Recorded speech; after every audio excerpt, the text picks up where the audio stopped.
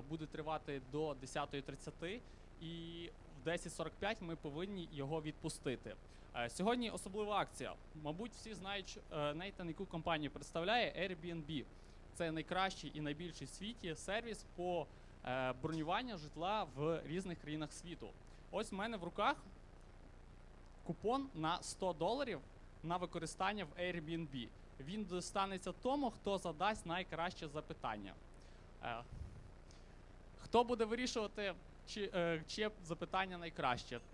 Це будуть представники безпосередньо Airbnb. Для тих, хто не зовсім добре знає англійську мову, у нас є чудова дівчинка Оля. Ви можете біля неї сісти, стати, вона вам допоможе в певних словах перекласти. Якщо ви хочете задати запитання і не знаєте, як це сказати, також можете звернутися до Олі. В принципі, давайте починати, так як часу у нас мало. Пам'ятайте про купон і смачного!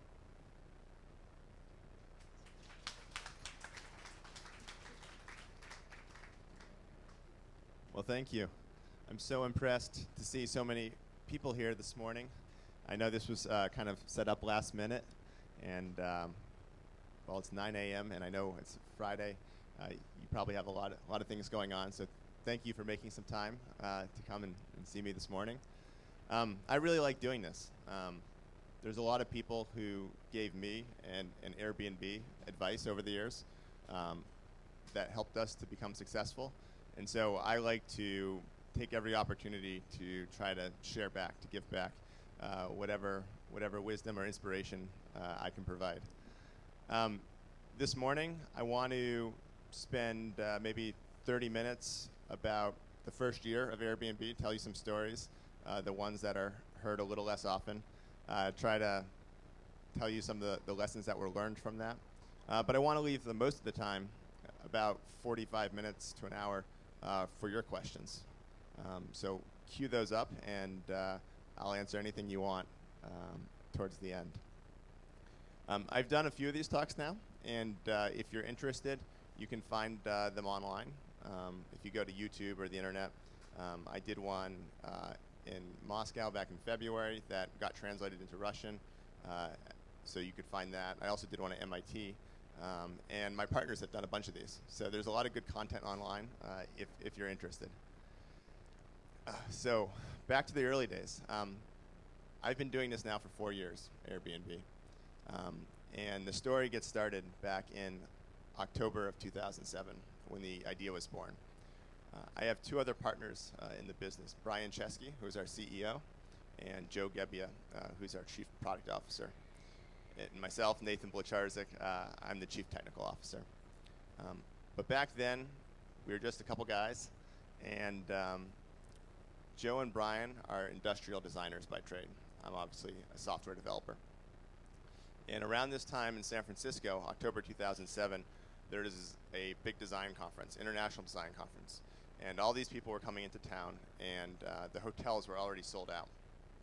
And we had all been roommates together, and I had just moved out of the apartment, and so they had a spare bedroom, and the rent had just been increased, and they were having trouble paying the rent, and so they thought to themselves, why don't we rent out this extra room to some designers who need a place to stay? And so that's what they did, and 3 very different people stayed with them that weekend. They were expecting folks like themselves, so 20-something guys. And instead, who showed up but a 35-year-old woman from Boston, a man from India, and a father of 4 from Utah.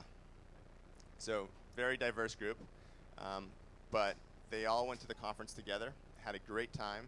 They made $1,000, which was really helpful to pay the rent, and they formed friendships. So after the event was over, they stayed in touch. So it was this really powerful and spontaneous experience. Now fast forward 3 months, and the 3 of us are all thinking about quitting our jobs for different reasons. And we all are thinking, well, you know, here we are in Silicon Valley. Everyone in Silicon Valley is starting their own company. And so that makes everybody else who's not starting their own company also want to start their own company, right? It's a very inspiring place to be.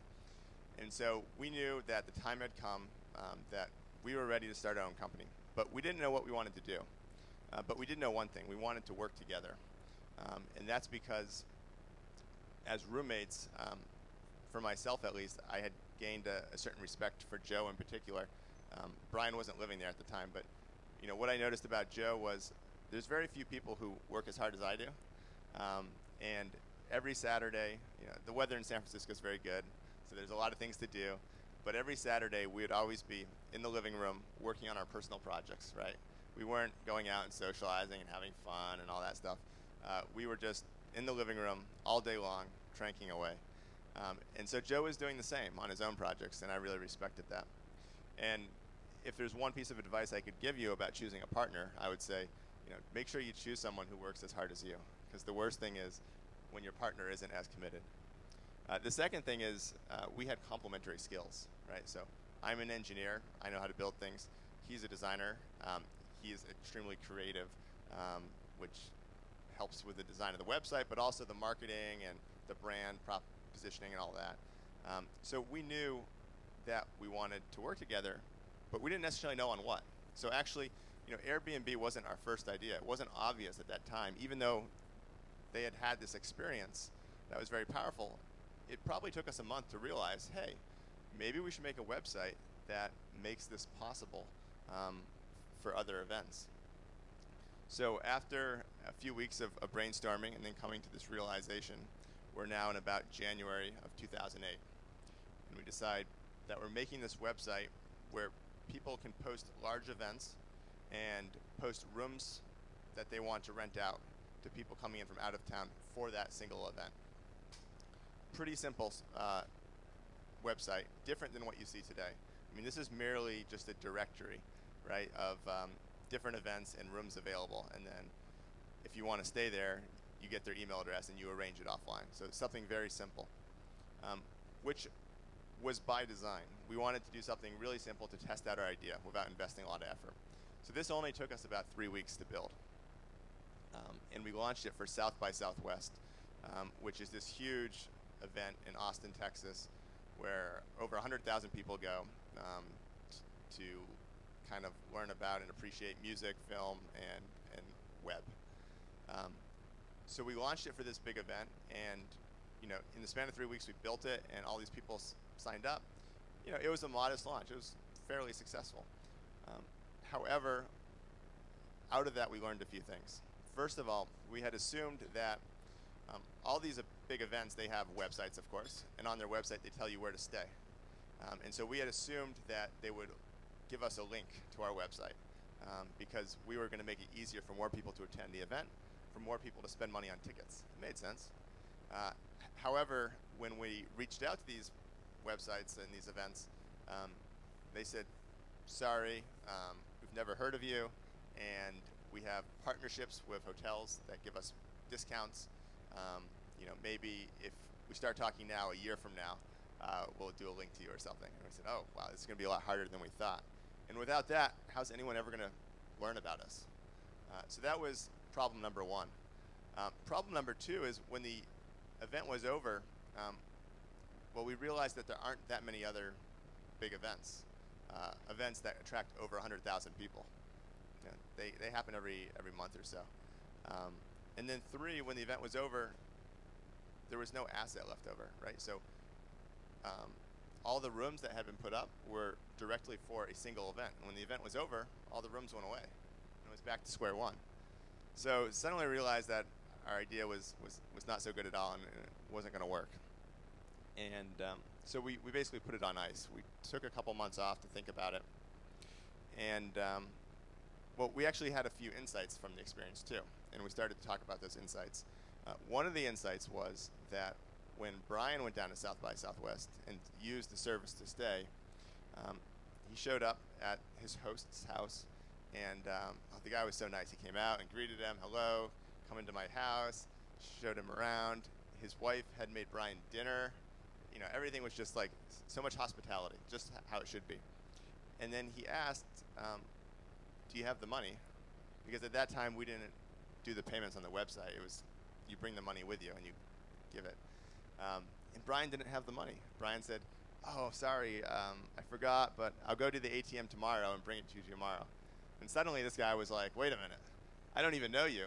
We agreed on having the money when you showed up, and now you don't have the money, and now you're having dinner with me. suddenly I'm not so confident. So it just suddenly got very awkward after that. And so we thought to ourselves, well, that's too bad. How can we solve this problem of getting the money out of the way earlier in the process? The other learning that we had was people started asking us, well, I want to stay in London or I want to stay somewhere else, and there's no event happening. Why does it have to be for an event?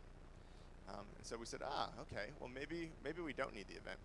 We had assumed we needed events because that was a mutually understood reason for staying in someone else's house, right?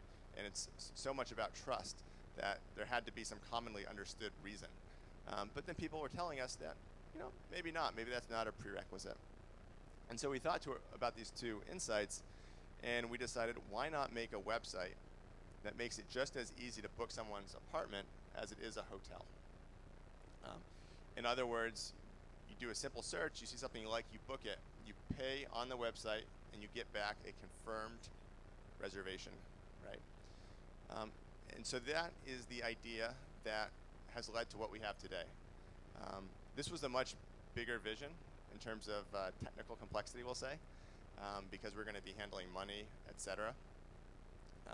And so this actually took 3 months to build, and this is what we worked on in the summer of 2008. Now during this time, it was not easy to move forward. A few things were going on in the background. As an entrepreneur myself, I was working on a lot of different things. So I was consulting and making some money. I had another startup idea I was working on. I had some favors I was doing for friends. So I was just doing like 7 things at once.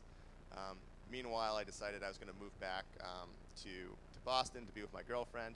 They were going to be in San Francisco. And so there's all these things happening that meant we weren't really focused on what we were doing. So that was a little tough. But over the summer, nonetheless, we worked together to build this thing. And of course, now we're basically 6 months into having quit our jobs. So we don't really have a lot of money anymore. In fact, we don't have any money. So we said, well, we need to raise some money, of course. So over that summer, we went to investors and we said, here's our idea, just as I told you. Do you like it? First of all, no one really liked it. They thought, who's going to do this? I certainly wouldn't do this. This is just weird. Because it wasn't something that was being done before. It was non-obvious. It was non-obvious to us as well. One funny story. So I was in Boston, and since I was, out of the 3 of us, the only one who could write code, I spent a lot of my time trying to build the site. Meanwhile, Joe and Brian were out in Silicon Valley trying to raise some money. And they would always tell me these stories on the phone about how things were going so well. Investors were very interested. They want to have a meeting. Like, they'd only tell me the good news, right? They weren't telling me the fact that, the meetings would last only 20 minutes, and people thought it was weird.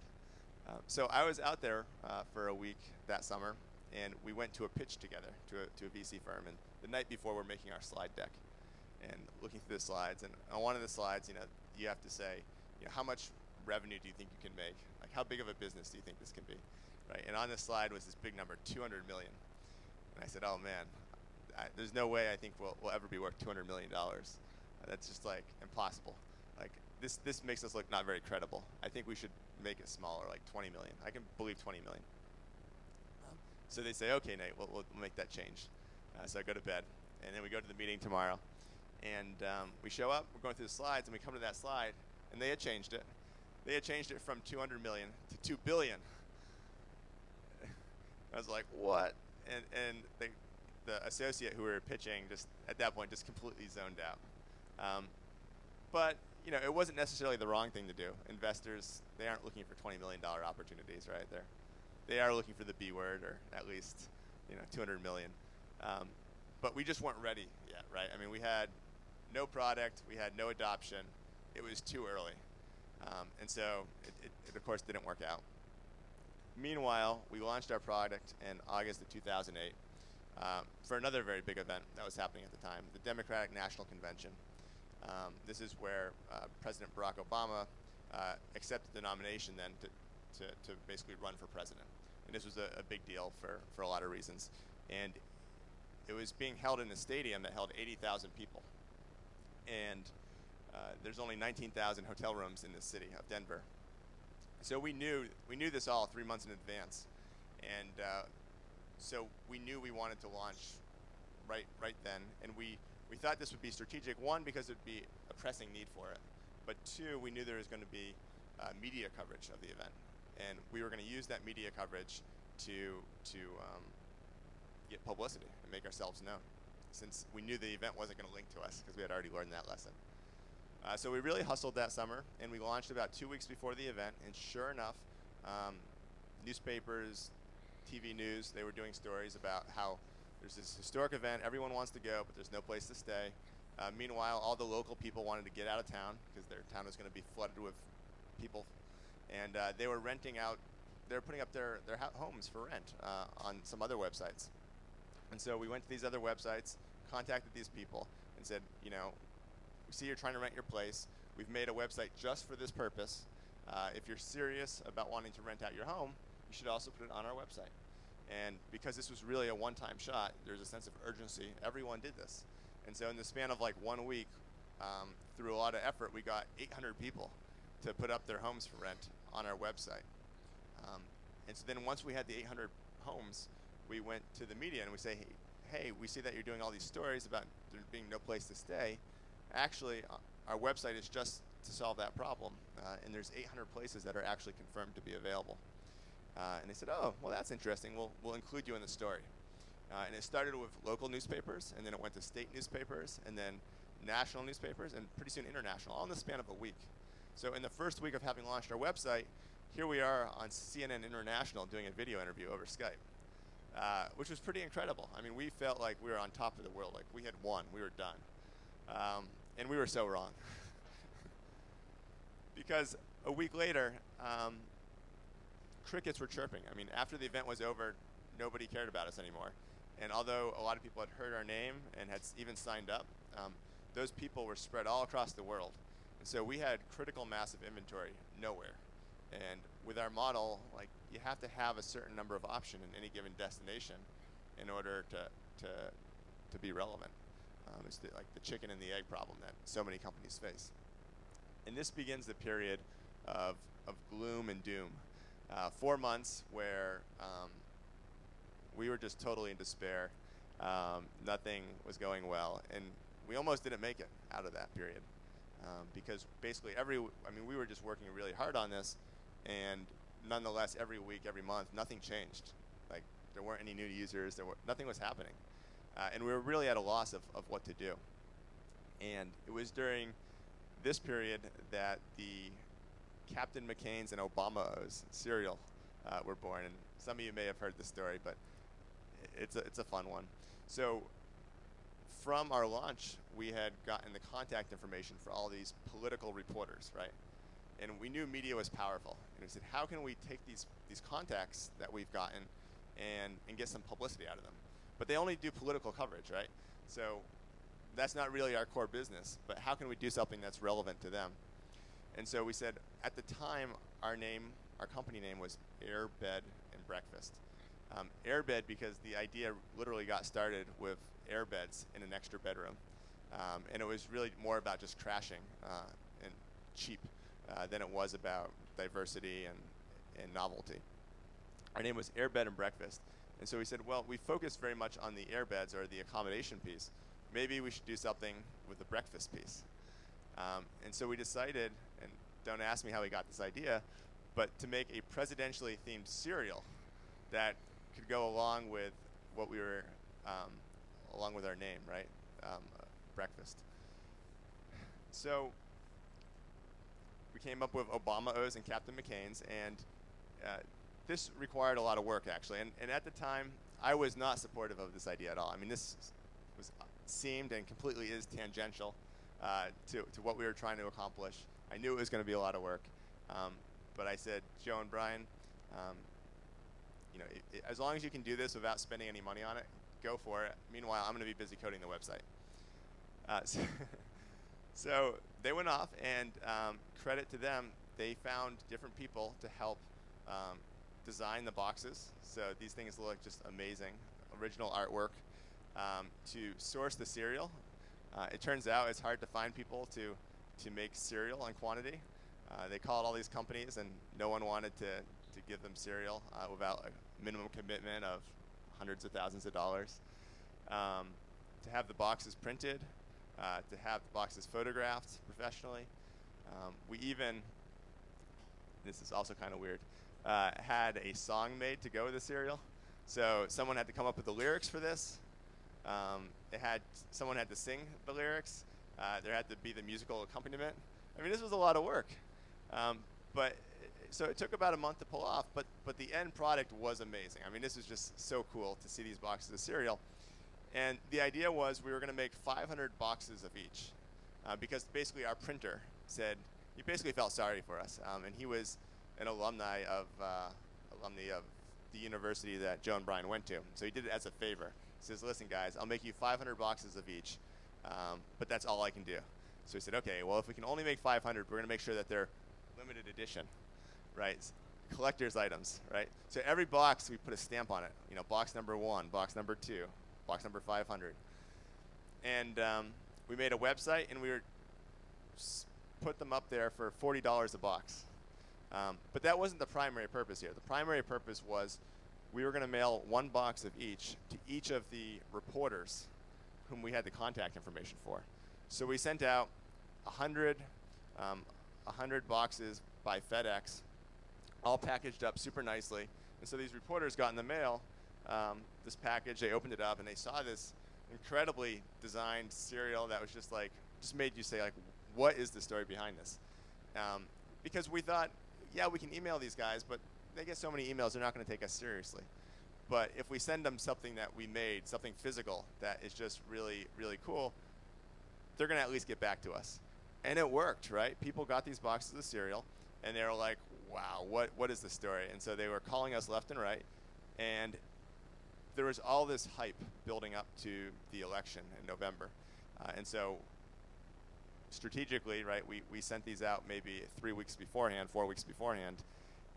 And so there's all this hype building up. All these people were doing just weird things. And so they said, well, this fits in perfectly. We're doing all these stories about the hype and how people are taking advantage of this historic event. We'll include you as well. And so we got all this coverage. And actually, again, we were on CNN doing the video interview about our cereal. And that video became the #1 political video of the day. It was right on the homepage. And people started clicking the link to our site and buying $40 boxes of cereal every minute. And that day, we made tens of thousands of dollars on cereal. And actually, we sold out of cereal. So we sold all 500 boxes of the Obama O's and some of the Captain McCain's, and we netted $30,000. So we were just so excited because this is more money than we had ever made. And we even considered maybe we should become a cereal company, right? Forget the other idea. I mean, this seems to be selling. This is working. But you know, all these people who had helped us create this product, we had basically promised them a share of the money. So when it was all said and done, that $30,000 became about $10,000 for about 2 months of effort. But it was a fun story. It's a fun story. That was over, and we were still back to square one, right? We had sold all our cereal. Our core website was none the better, even for all this media coverage. And we were seriously considering about quitting because we didn't know what to do next. And it's been almost a year now, and we all have each like $10,000 of credit card debt, and I mean, it was looking bad. But we had an advisor this whole time, Michael Seibel, who was one of the founders of a company called Justin.tv at the time, and he was someone we really looked up to. And he had gone through the Y Combinator incubator program. And he said, you know, I see you guys, and it's not looking very good these days. I mean, you really need to be a part of this incubator program. I think it would be good for you. And you know, we said, well, you know, maybe that makes sense because before we can quit, we really want to give it 100%. In other words, up until now, we had all been working on side projects. I was in Boston, they were in San Francisco. I mean, it wasn't the ideal setup. And so he said, okay, we're going to apply to Y Combinator, and when it's over, then we'll figure out whether we're going to quit or not. But let's give it 110% first. So we had to apply to Y Combinator, which is a very selective program. And so we went in for our interview, pitched Paul Graham, and he thought our idea was strange. just like everybody else. And he said, yeah, that's weird. Maybe you should become a payments company, because at the time he was just obsessed with like payment companies. We're like, that really has nothing to do with what we're doing, but thanks. But on our way out of the interview, which lasts like 5 minutes, it's super quick, we just gave him a box of cereal. And he was like, why are you giving me this? Did you buy this for me? Like, I don't get it. We said, no, we made the cereal. And he's like, how did you make this? Because it's just like, well, first of all, it's like really cool. And second of all, most tech entrepreneurs don't make boxes of cereal. So he's like, well, what's the story? And so we told him the story. And his takeaway from that was, well, maybe I don't believe in their idea, but clearly they demonstrated that they can create things. And so long as they can create things, they'll figure out the rest over time. And so for that reason, he led us into the program. We got lucky. And I think the lesson here is, sometimes you do things where, in advance, it might not make total sense. But out of everything, there's always an opportunity in there somewhere. And so, you can always find a way to leverage something you've done into something that helps you in the future, even if the primary goal didn't happen. So we do Y Combinator, and it's a 13-week program. You get $20,000, which isn't a lot of money when you're already in debt, and you have to pay rent and food and all this stuff for 3 guys. And the best thing about Y Combinator is the people you're surrounded by, the advice that you can get. We spent a lot of time with Paul Graham trying to pick his head. And one of the first things he said was, well, you need to meet your users, right? Where are your users? And we said, our users are everywhere, but most of our users are in New York City. He said, okay, well, what are you doing here in California? You need to go to New York. And we said, well, we don't have a lot of money, right? He said, I don't care, you need to go to New York. So over the span of 13 weeks, we went to New York 4 times for about 4 days at a time. And we met every single one of our users to try to better understand what they needed in order to make this work. And at the time, we had about 40 hosts in New York, which seemed like a lot to us. But nonetheless, no one was ever booking these hosts.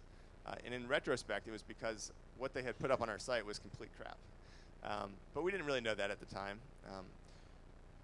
So for every one of our trips there, we would rent out a professional camera from the camera store, like a $5,000 camera we'd rent for the weekend for $100.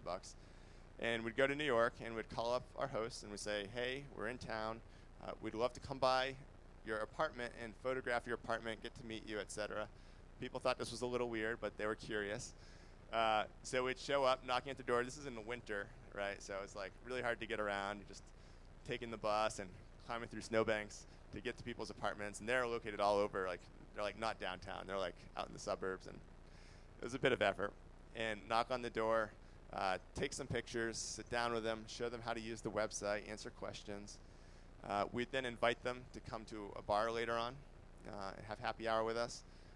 So that, say on a Saturday night, a whole bunch of people would come. They'd come drinking with us. We've established some friendship that way. And then afterwards, a few days later, we'd follow up and said, hey, it was so fun hanging out Saturday night. Thanks for the pictures. But also, do you mind if we help you rewrite your profile to sound a little better? Or change the title, because we really think you're underselling yourself. And then we'd say, oh, by the way, your price is a little high. I don't think someone's going to pay you $500 a night. Maybe we can start with $50 a night. And if too many people want to stay, then we'll increase it. And so they were just like, yeah, whatever. We want to help you out because we had beers together. And so we just kept doing this and repeating and repeating. And after four visits, we had all 40 properties photographed and looking great at good prices. And suddenly we started transacting, right? People were booking these places. And the host started to make money. And then the host started to tell their friends, and their friends signed up. And so suddenly the wheel started going. And so every week we started making more and more money. And Y Combinator culminates in what's called Demo Day. It's an opportunity to pitch a room full of investors who are coming to you. It's a really great opportunity. So we were thinking to ourselves, what do we want our demo day to look like? And usually at demo day you show some slides and you have a graph. And most people show a graph of clicks or a number of users who signed up, something like that. And we wanted to show a graph with no labels on it, but then say, surprise, this is revenue earned. It's not clicks, it's not users, it's money we've already made. And so we imagined beforehand what we wanted this graph to look like. You know, a classic graph that was up and to the right, like a hockey stick. And so we drew this line probably 8 weeks in advance, and every week we had our goal. And so every week we were just like working so hard to try to make revenue match that line. And we actually did it. But it was only with complete focus. So we printed out this graph of what we wanted to do, and we put it all over the apartment. We put it over the fireplace. We put it in the bathroom, in the middle of the mirror, so that every day we'd wake up and we'd see this graph, and we wouldn't lose focus over the importance of achieving this. And so come demo day, we had this beautiful graph and this beautiful story to tell. And it was leading up to that we had they have speakers every week. And one of them was Greg McAdoo from Sequoia Capital. He knew a lot about the vacation rental industry. We didn't know anything. He said, hey, this is a $100 billion business globally, and I kind of think what you're doing feeds into that. So he was really interested, and that led to a $600,000 seed round that he led. And suddenly, we were on top of the world again, right? We had a business that was creating revenue, and someone wanted to invest. He wanted to invest in us, like he came to us. And it was Sequoia Capital, like one of the top firms in the world. And at the end of Y Combinator, we never had to have that talk. We just have been basically trekking ever since, growing the company every month. And so this story goes on, and you probably know the high points of you know where it has gone. I mean, today we've raised $120 million to date. We have top investors involved. We have like 170,000 properties all around the world, 500 employees, et cetera, et cetera. So it's easy now looking at how successful we are to kind of not realize what that first year was like, and the pain and the uncertainty during that period. So I want to make sure we leave time for questions, and this has already taken a little longer than I expected. So why don't we jump to your questions? Thank you. Раз.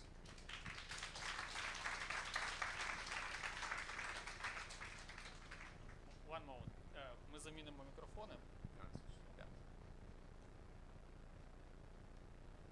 In recent year, we have few startup accelerators opened here in Kiev, and we have a lot of talks about that. So question is, how exactly Y Combinator helped you? Because we just need to validate this. Yeah, that's a good question. So first of all, when we did Y Combinator, there actually weren't as many incubators out there. I mean, in the last 2 years, there's been an explosion of people trying to replicate the model. What did we get out of Y Combinator? I think the number one opportunity was the demo day, right? It's this culmination that results in investors coming to you and taking you seriously versus you going into their office and pitching them, because they get that all day long. And so it's a different power dynamic. So when looking at these incubators, one thing I would ask yourself is, you know, are they going to help you meet investors? What does that look like? Of course, they're all going to say they're going to help you meet investors, right? But you should really look at, have the companies that participated in this program before, you know, talk to them, ask them, what was that like? Did being a part of this program actually help you in that next step? Secondly, it's a support network, and that can be really valuable if you aren't getting that from elsewhere. So if you don't have a lot of friends or know a lot of people who are going through the same kind of things that you're going through, it's great to be a part of a program where everyone else is facing the same kind of challenges, supporting you emotionally, brainstorming with you, and you know, if the program is bringing in industry experts, you know, it only takes a couple of key insights to truly change your business. And so the conversations that we had with Paul Graham, although you know some of the insights were super simple, maybe only just because Paul Graham was saying them himself, we actually took them seriously and realized and mapped that advice back to what we should actually do. Because none of the things that he said were we had heard these things before, right? But because he said it, we took it very seriously and actually did something about it. I also think that like Y Combinator was just 13 weeks, so there was a lot of pressure to perform, right? And it's good to have that fire under you, because otherwise, I mean, it is a long journey and it's very easy to delay launching a product and make excuses for all that. So I think those are some of the key benefits. Now, there's just so many people offering these programs now that I would be very kind of careful about, what are the terms, what are they taking for that. Y Combinator, the deal was and pretty much still is today. They take 6% of your company for about $20,000. That's a pretty big percentage, but at the time we had nothing, and it did get us to the next level. And I've never regretted giving away 6% for what we got out of that, because the alternative was having nothing. So I think that's worked out well. The one other thing I'll say to that point is always be very careful about who you involve in your company. You only want top quality people involved. And so Y Combinator is a top brand. They've really proven themselves. And likewise, Sequoia Capital and all our investors, we've always had other opportunities to involve other people, maybe at a better deal. But I would never sacrifice on quality, even if it costs you a little bit more.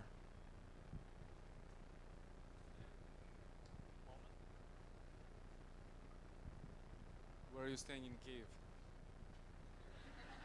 At an Airbnb, of course. And it's right around the corner. I walked here. It's about a 5-minute walk. Hi. So the question is, I never noticed that you ever had any advertisement budget like during the whole period. Yeah.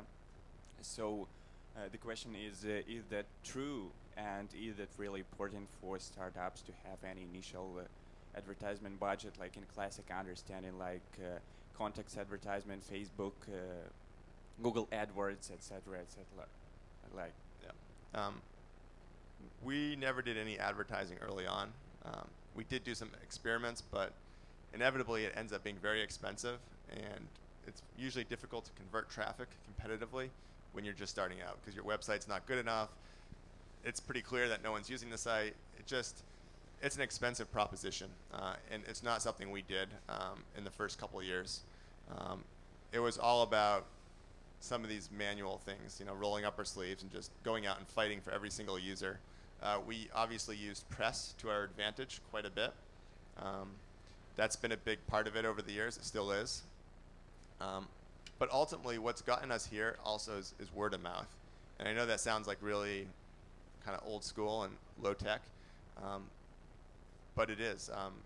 And I think part of that has to do with our product and how emotionally impactful it is. Like people, it's a new idea. Sometimes people are apprehensive about it. Maybe they have low expectations for what the experience is going to be like, but it then ends up being really great, and they just have this wonderful time, and it touches them emotionally, and they're just so excited about it that they then tell 5 other people.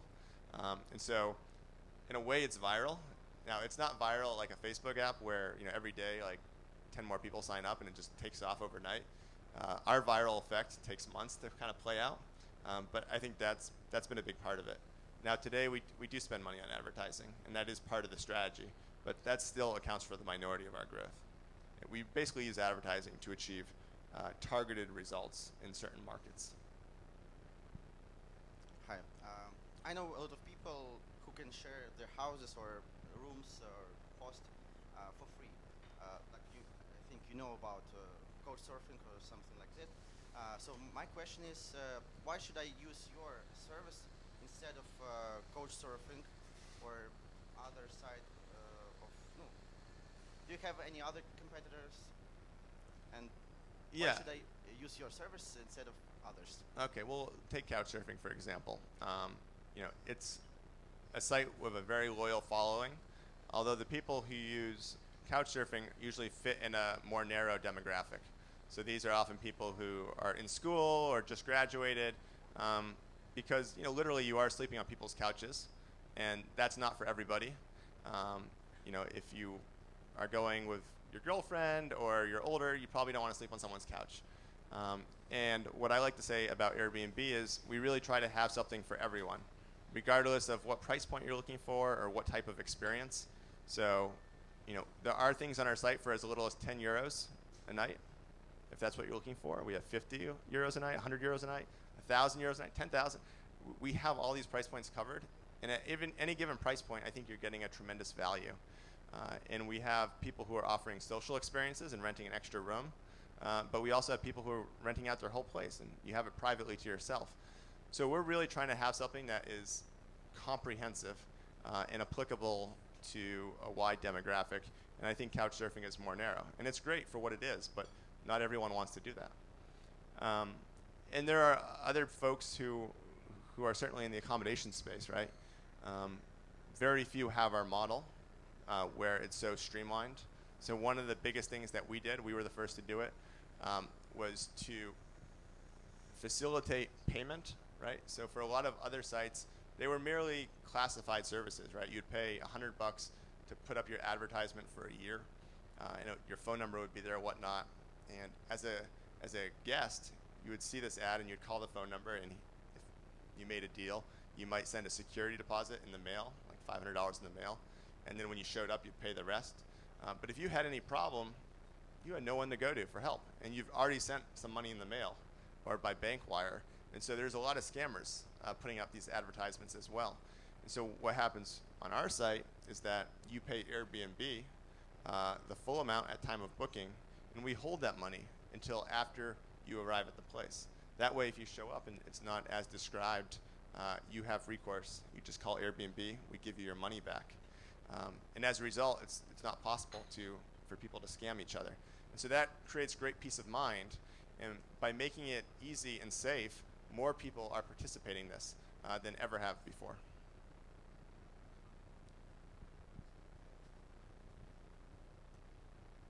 I know that a lot of people have some hesitations during the journey to success. And I wanted to ask you about, did you feel that that you do is the purpose of your life or mission of your life? And why didn't you give up? Because I think that you have a lot of another ideas to do. Sorry about my English. No, I understand. So I always knew that I was an entrepreneur and that I wanted to be an entrepreneur. I got started very young. At the age of 12, I taught myself how to program. By the age of 14, I had my first business. I made enough money through that to pay for university. It was a very empowering experience, and it just basically cemented in my mind that this was kind of the model I was going to use in the future, that I could create things from nothing. And so at the time that we started Airbnb, again, I knew I wanted to do this, but I also had all these other things going on. I mean, I literally had 7 things going on at the same time. And so it wasn't clear that Airbnb was going to be the thing that I was going to do. It was just one of many things. And we did. We almost quit, right? We almost said, this idea is not going to work out. Maybe we should do something else. And I guess what got us through it, besides the fact that we committed to doing Y Combinator before giving up, was also that I had partners involved. And these guys were my friends. These were guys I knew from before we started the company. And we weren't willing to leave one another, right? So like if I quit and they kept doing it, they would have no one to make the website, right? And these guys were my friends, and I couldn't do that to them. So we were kind of all in this boat together, and we were all going to kind of face the same fate. So that also was a part of it. Is the entrepreneurship addictive? So now when you have achieved something, are you looking for the new ideas? So that's very common, right? Many entrepreneurs are what they call serial entrepreneurs. They make a company and then they try to sell it as quickly as possible and then on to the next idea, because most of us, I think, have lots of ideas. And I used to be that way. I was doing 7 things at once. I am not that way any longer. I think what Airbnb can become is still so much more than what we've done today. It's a really big opportunity. I think it's going to be the biggest thing that I ever do. Like, I'm not going to do anything better than this. And so I'm in no rush to move on to the next idea. This is something I'm committed to for a very long time, and I don't think about anything else. I mean, I'm happy to brainstorm with other people about what they should do, but I'm never thinking about what I'm going to do next. There isn't anything.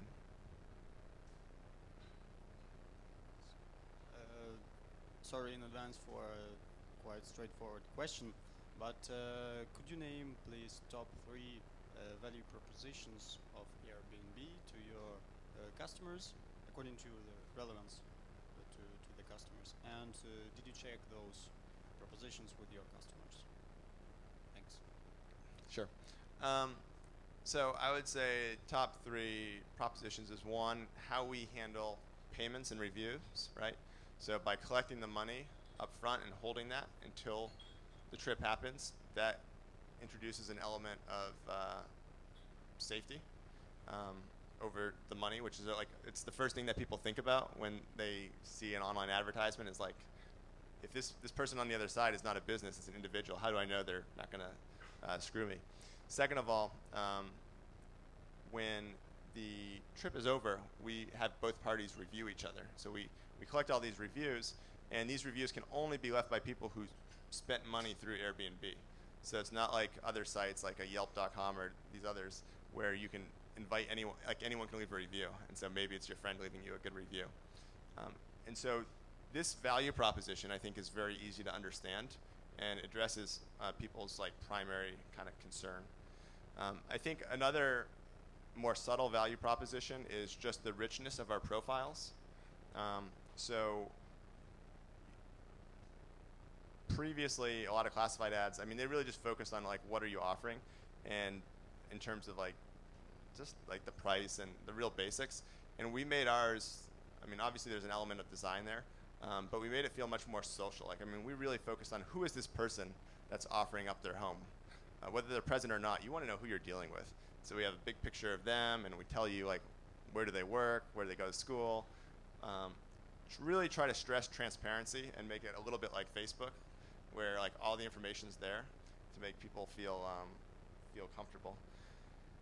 Perhaps the third thing is, at this point, if you look on our website, there's just such novelty there. I mean, there's such diversity of types of places you can stay.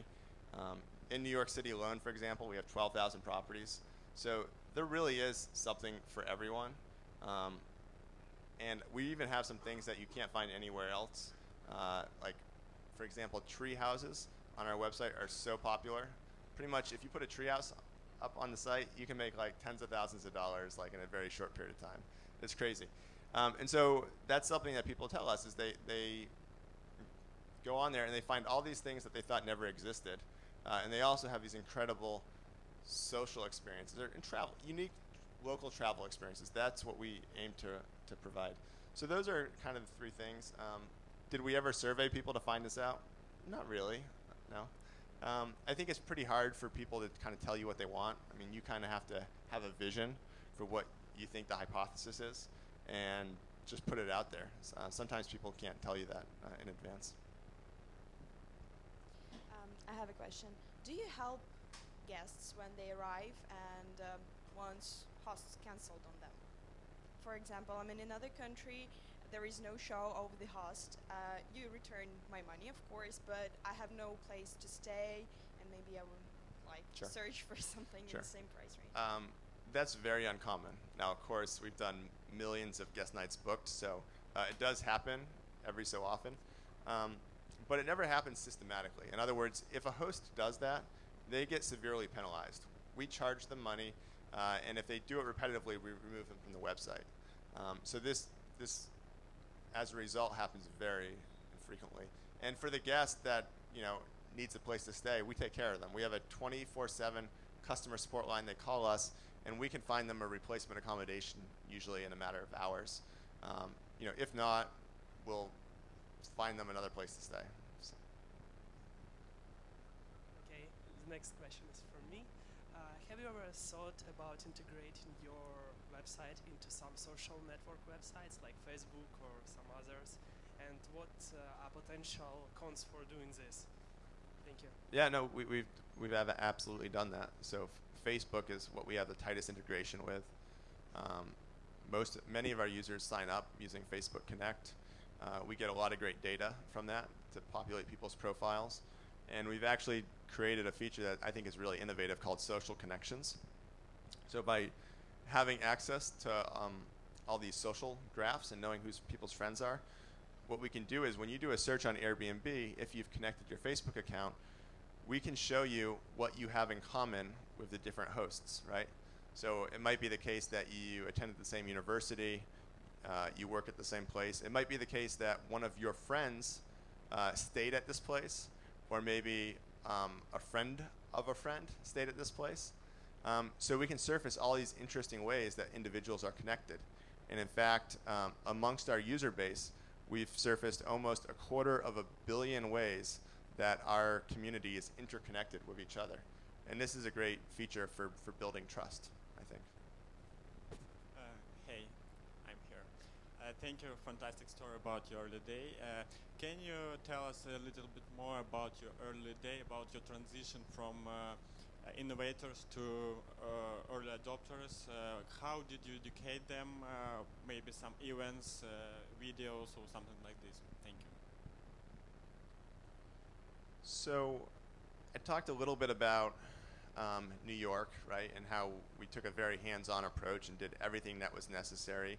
And that first year we really focused, well, I guess that was going into our second year, but we really focused on building New York City up. And once we got a little bit of momentum, it was a lot easier, right? Because there's kind of a self-reinforcing pattern. Basically, a bar had been set. It was suddenly clear that if you wanted to post a property on Airbnb and be successful, you had to have nice pictures, that the price had to be competitive with the other prices that were already there. And people saw that others were getting bookings and getting reviews, and so they knew that they could make money too. And so it got a lot easier in New York. And however, we then had to replicate that in every market. Every market was like starting over again, right? So the next market we focused on was Paris. And again, we followed a similar strategy. We went to Paris and we photographed places ourselves, and it was a real manual effort. And we've still kind of do that today. There's a few things we've done. Obviously, I don't have time to go and photograph everyone's apartment anymore. But what we've done instead is we have a network of 2,000 contract photographers. So when you sign up for Airbnb, assuming we have a photographer in your area, which is usually true, we'll ask you, would you like a professional photographer to come by your apartment and take a picture of it? And this is something we offer for free. And it costs us a lot of money to do.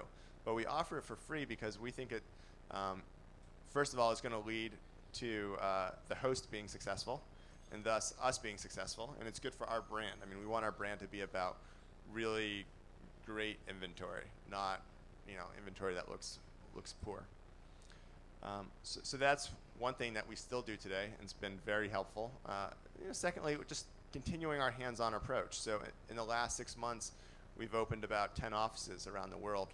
And in those offices, we have people who work really closely with our community in each country and call them and coach them through how to make their description better, how to set a better price, et cetera. So it's still actually a very hands-on approach, considering we're a tech company.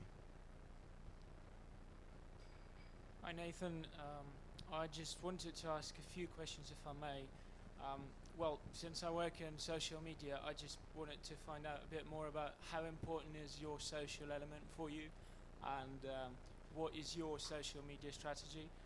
And also another one that I wanted to ask is how do you go about unreliable renters, and what sort of protection do you offer? Well, say if my place gets, I don't know, destroyed or something, and also what's the weirdest place you have ever seen being rented out on Airbnb?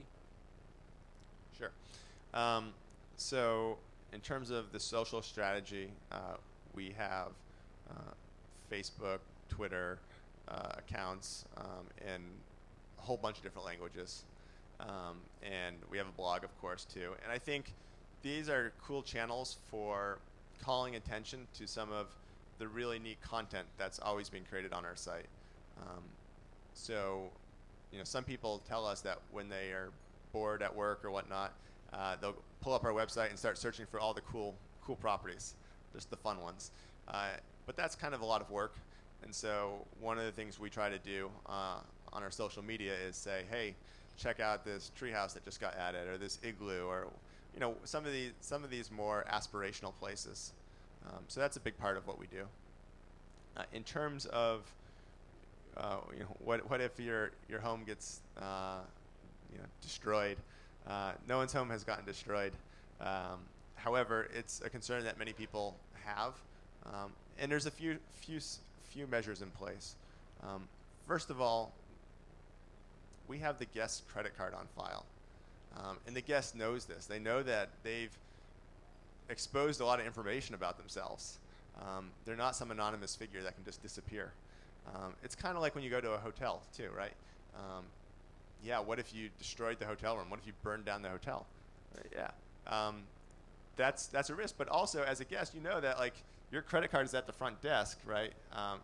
And they're going to charge you for any damages. So for the 99.99 etc%, that puts them on their best behavior right off the bat. Now, for those accidents that do happen, again, that's one of the benefits of working with Airbnb. We take care of our property owners. So we, last summer, came out with a 35,000 euro host guarantee. So if your property does suffer some damage, you can just call us up and tell us what happened, and we will write you a check. Regardless of whether we can get that money from the guest or not, we won't make you wait. We'll write you a check, take care of you, and we really just basically want to put our money where our mouth is, right? And say, this is something that you don't need to worry about. It's not something that's likely to happen. So that's our answer to that. And in terms of some of the more interesting properties, I assume that's what you mean by weird, interesting. There's some really cool stuff. Like there's this island in Fiji that you can rent. It's only $500 a night for a 10-acre island. Actually, one of my coworkers rented it over Christmas time. That's totally cool. Something that was never before rented until our website. Our #1 most popular property in the entire world is this thing called the Mushroom Dome Cabin, located in California. It's this structure that's super cool looking. It's in someone's backyard. They built it for their kids, and now their kids are all grown up, and they decided to convert it into a place where you can sleep. And now we've sent 1,000 people to this thing. 1,000 people. They've made enough money to pay off the mortgage on their home. And again, it was never rented before Airbnb. So I mean, I think because we're making it so easy and safe to rent things out, people are becoming more comfortable. They're putting up things that never before could you find. So those are a couple examples. У нас залишилось буквально 20 хвилин. Піднімайте руки. В порядку черзі. Hello, thank you for your motivating morning story. When I was a student, it was a year ago, I participated in all sorts of international programs. So I went abroad for a week, 2 months, 3 months, a year, and that time I would like to use your facilities. Unfortunately, I didn't know anything about that, and my question is the following. Do you work with any international programs, any international non-governmental organizations, or the organizations whose duties are based on exchange? This is a very wide market of students, of people who go abroad like each day. Why not to work with universities, or you have this experience? Thank you. So what you've said is a common use case. So a lot of people do use us for, say, summer internships.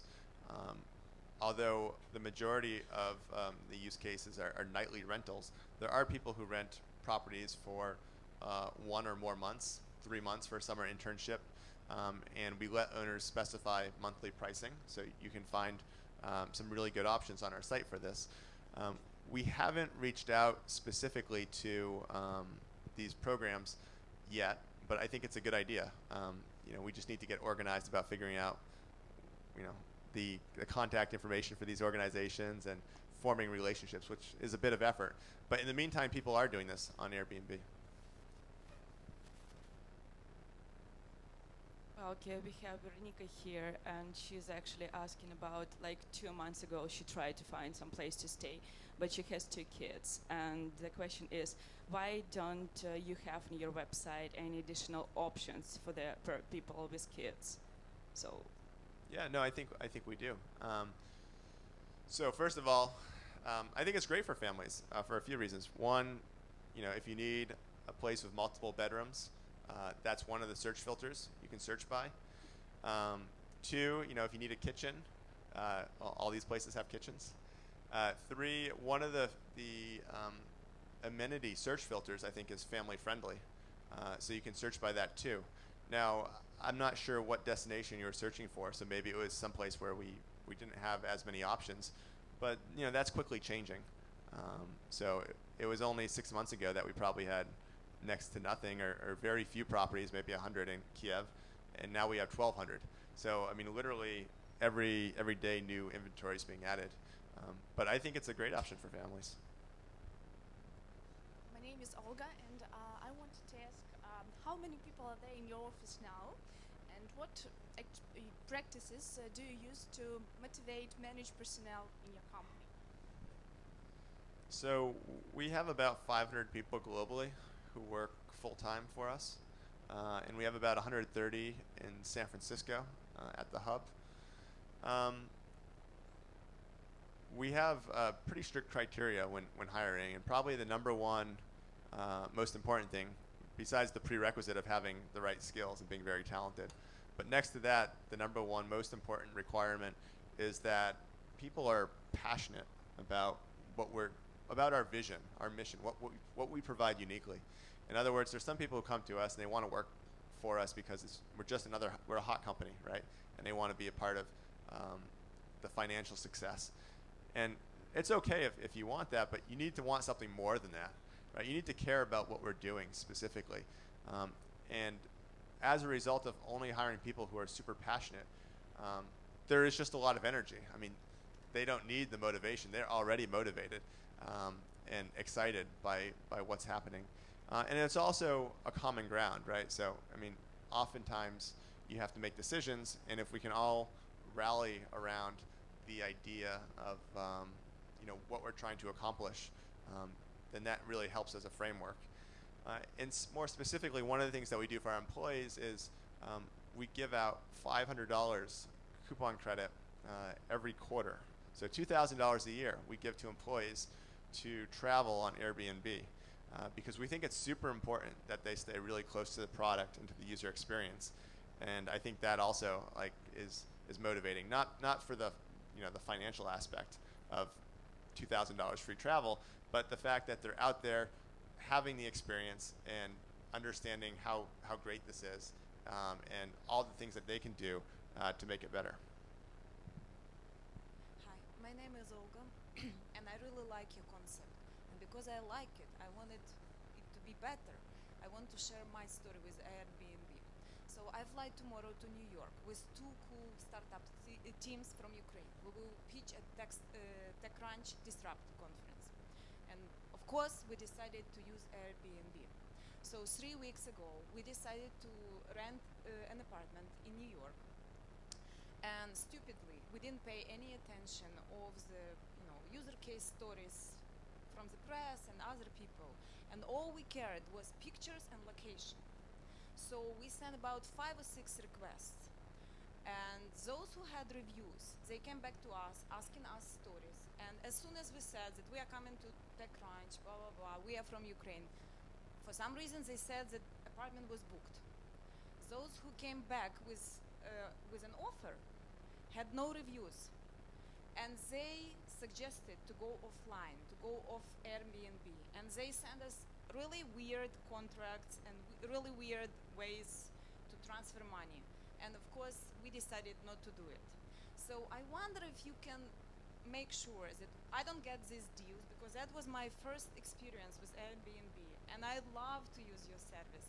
But because it was so complicated, and it took me like 2 days to negotiate with all these people, of course now I will reconsider and I will use it again. But you know what? You have to come up with a system. Yeah, I mean that's not a positive experience that you had. And there's really two problems that you've pointed out. One is that new users are sometimes resistant to the system that we have in place. In other words, they have ideas in their head about how they want to do things with their own contract and getting the money in advance in the mail and whatnot. And it's really hard to systematically get them to change their behavior. Now we have some things in place, and we try to educate consumers to not do that because there is risk for you. And most people get the message. Most hosts understand this after maybe a few false tries, and then they see how well the system works, and we're fine. But when you're new to the system, some people, this happens, unfortunately. Our solution to that, besides more educational material, which frankly, if someone in their mind doesn't want to follow the rules, they're not going to, is to be more hands-on, so to have someone on our team reach out to these people and explain the rules and the benefits and why this system makes sense. Secondly, for those who do have reviews, we really need them to keep their calendars up to date. Otherwise, you're going to be making inquiries to places that aren't available, and that's frustrating. So we have a bunch of things in the background that encourage and really just encourage people to keep the calendars up to date.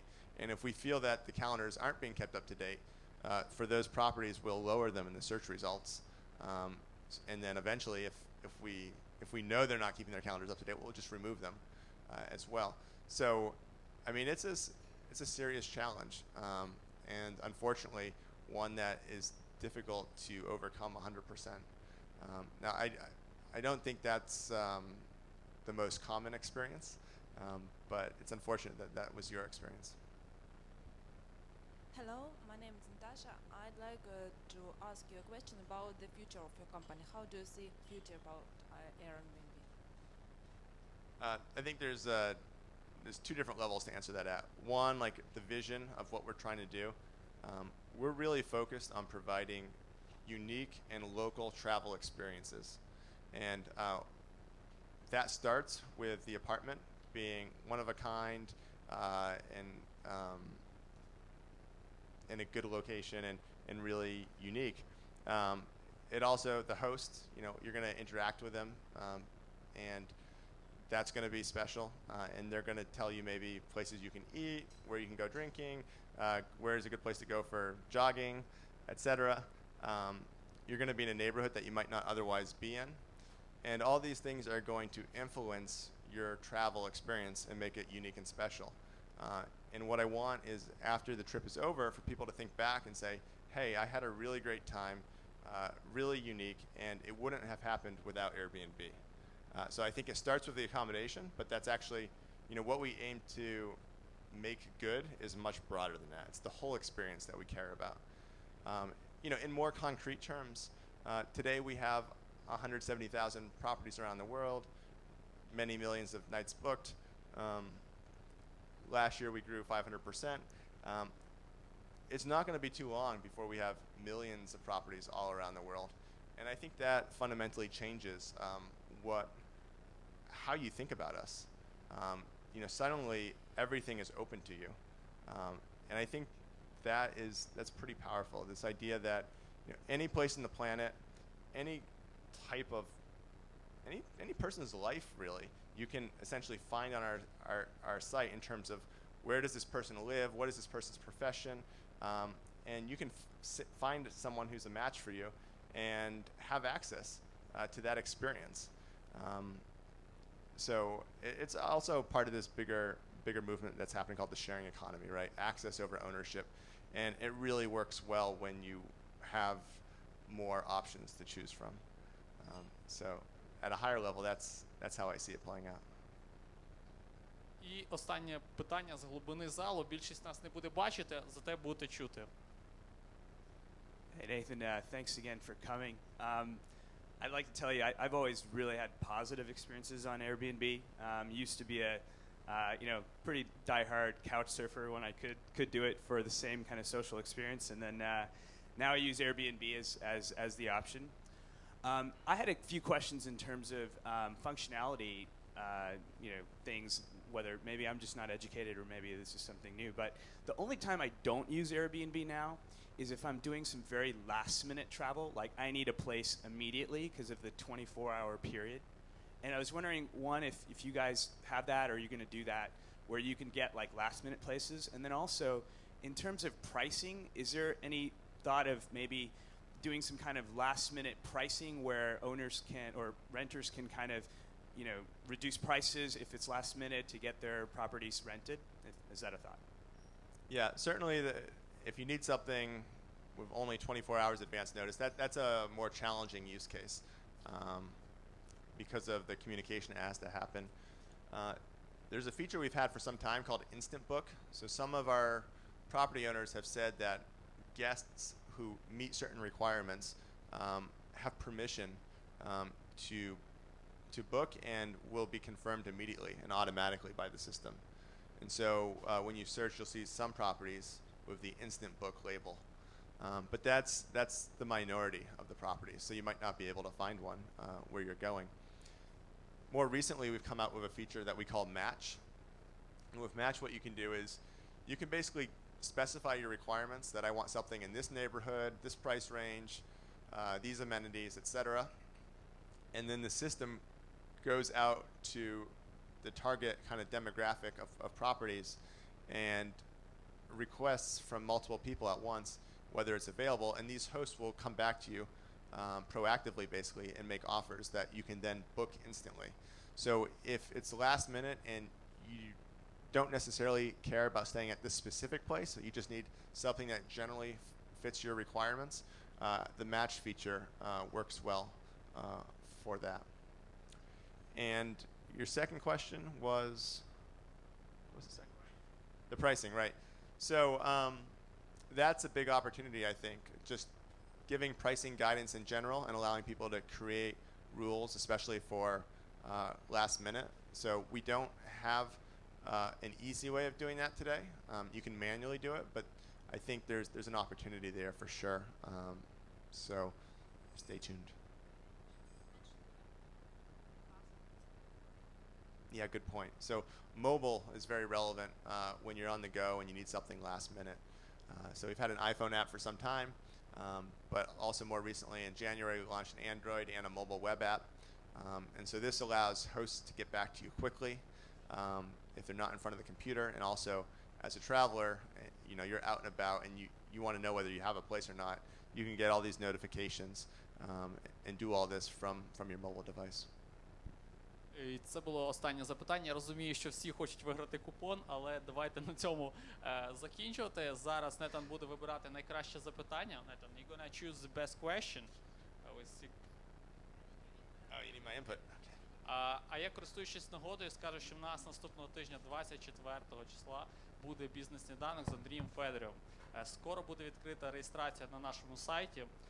За всіма новинами стосовно бізнес-сніданків ви можете слідкувати на нашій Фейсбук-сторінці і також там записуватись і переглядати трансляцію. Також я попрошу вас якомога менше використовувати зараз інтернет, тому що ви не даєте переглядати веб-трансляцію іншим людям.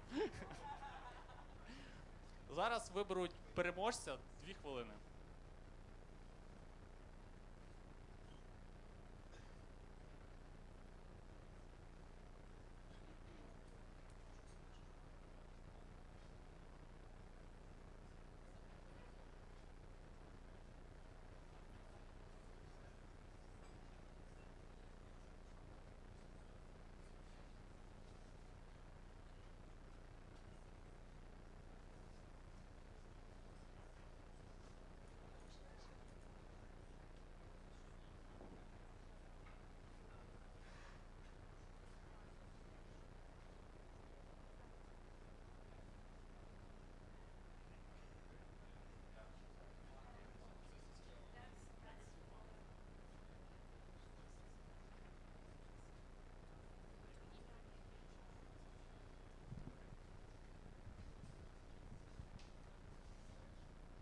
Okay, so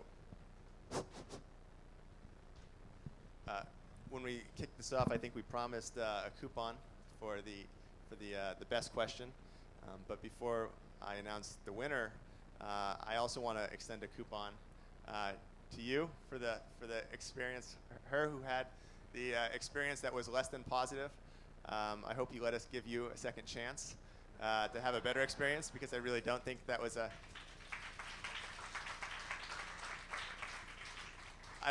normal experience, and I want you to give it another shot. So we'll be giving you a coupon. And but the coupon for the best question goes to you for your question about whether Airbnb is kind of the purpose of all that I look to do, or whether I'm more of a serial entrepreneur. I think that question, my answer is maybe a little unexpected, because I do think so many entrepreneurs are always looking for the next big thing, and I'm not, because of the uniqueness of this opportunity. So thank you for that question. I appreciate it. And if you both could kind of come up here afterwards and talk with Lena, she'll take down your email addresses so we can follow up with the coupon codes. So thank you.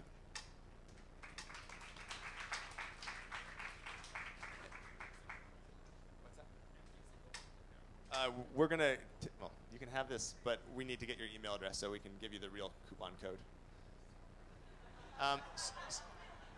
So thanks again for having me here, and for asking such great questions, and also for being early adopters of Airbnb. It sounds like a lot of you have used the service and have done so for some time, and I really appreciate that, because we are still, for all our success, I think we're still a relatively young company, particularly here in Ukraine, and so by being early users, you're really having a profound impact on what this will become, and there really is so much more to come. So thanks for being a part of it from so early on, and for having me.